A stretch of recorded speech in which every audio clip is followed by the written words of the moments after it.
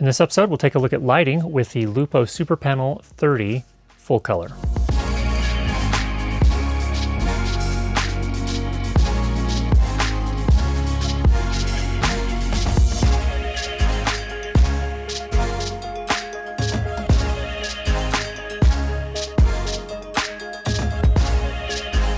To get started, let's show you a lighting design. So let's give you a little behind the scenes here on this particular setup. So this is a 4-light setup.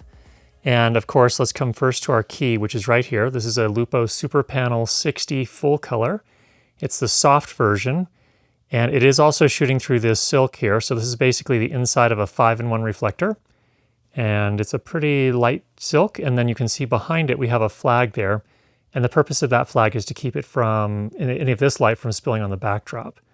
So that comes in, and we've got this silk probably, 1.5 meters from our talent who is sitting here. We also have a fill light over on this side, and this is another Lupo Superpanel. In this particular case, it is a Superpanel 30 bicolor. We have everything set to 3200 Kelvin, and that's bouncing off of this little bounce board right here to fill in the other side of our talent's face. So that's two of the lights. Then we have a, what we lovingly refer to as a stick light over here. It is actually an LED tube, and it is just putting a little bit of light on the back of her hair on the off-key side so that she gets some separation from the backdrop. And then here in the background, we have the Superpanel 30 Full Color. This is the new light here that we're talking about today. We have it set to this sort of aqua color, and we have it actually shooting through what we could, if we're being very generous, could call a cucolor. So this is basically a piece of cardboard with some pieces cut out of it. Now it doesn't do a whole lot to the background, but it does just give a little tiny bit of texture. And in fact, if I remove this, you'll see it makes it look a little bit different. There, now it's just kind of an intense splotch of light. Otherwise, if we put that back up, it puts a little texture on that background for us. So once we set that back up there, it's just a very subtle bit of texture that it adds for us there. So that is just a quick example of how we typically do our lighting here. Let me just kind of point back towards the camera here so you can see that. So one other thing we did as well is we use this light meter here. So the idea is that we wanted to get our lighting ratios in a good spot. So we have this all metered.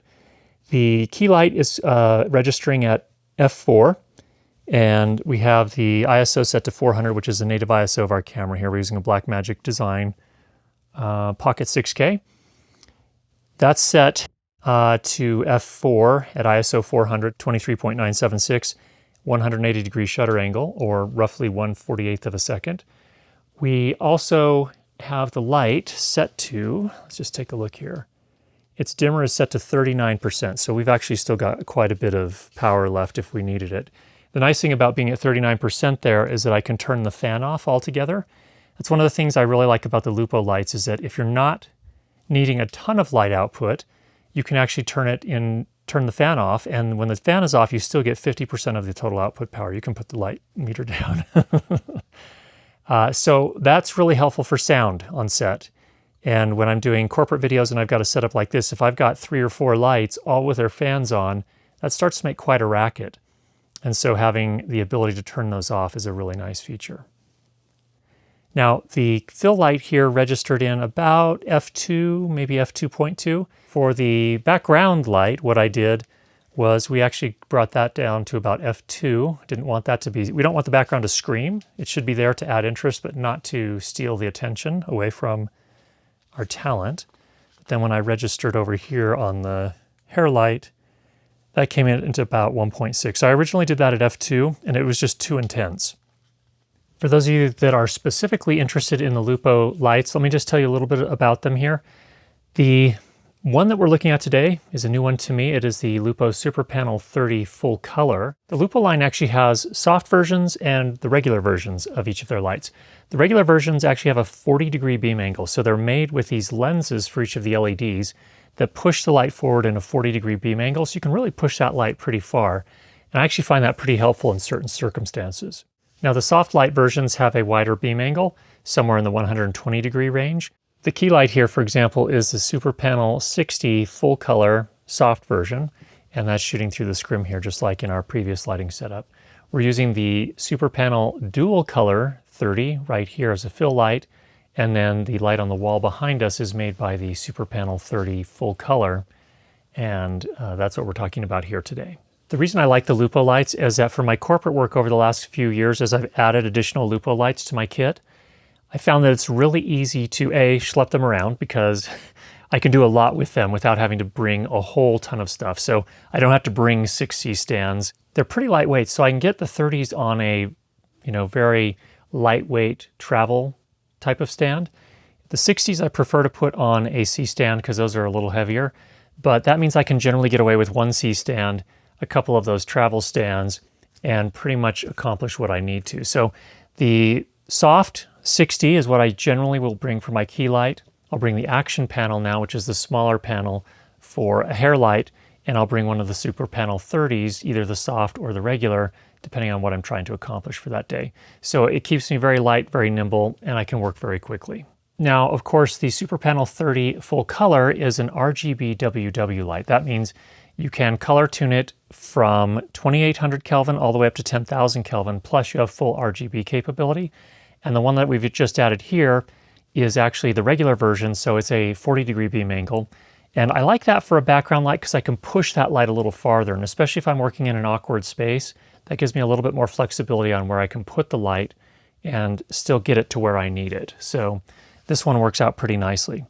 Now, of course, one of the most important things is color quality. And how did this do? Overall, at the metrics here, we're showing a pretty good light output. And this is actually comparing one of the 30s here to the brand new Aperture P300C, the new Nova light. We actually can throw the beam farther. And that's, of course, because this is a 40-degree beam angle. So it uses a lot less power, and it's able to push that light farther. But it's not necessarily my first choice if it comes to being a key light. That's where I would choose one of the soft versions instead. In terms of color quality, we came out with an SSI of 83 when we're at 3200 Kelvin, so tungsten colored. And then when we moved to daylight, 5500 Kelvin, we came in at 73. So this is good color quality. It's not the highest I've ever seen, but it's definitely workable. And the results I get with my corporate shoots turn out really nicely. There are 3 different color modes. There's the HSI, which is hue, saturation, and intensity, which is probably my favorite mode to use when I'm doing a background lighting scheme and I want to use some sort of RGB light. I like to be able to dial in exactly the color I like, and then you can tell how saturated you want that color and then how bright you want it with the intensity. So it's really kind of intuitive and easy to work with. And there's also the RGB mode. So if you prefer to mix red, green, and blue in different proportions, that's another way you can work.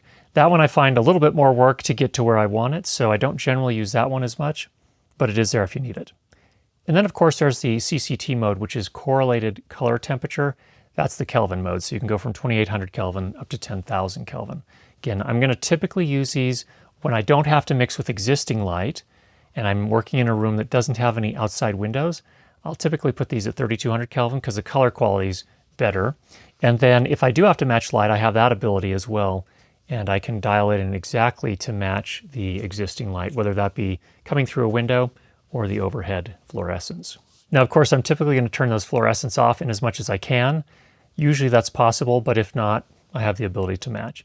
Usually what I'm matching is actual daylight streaming in a window.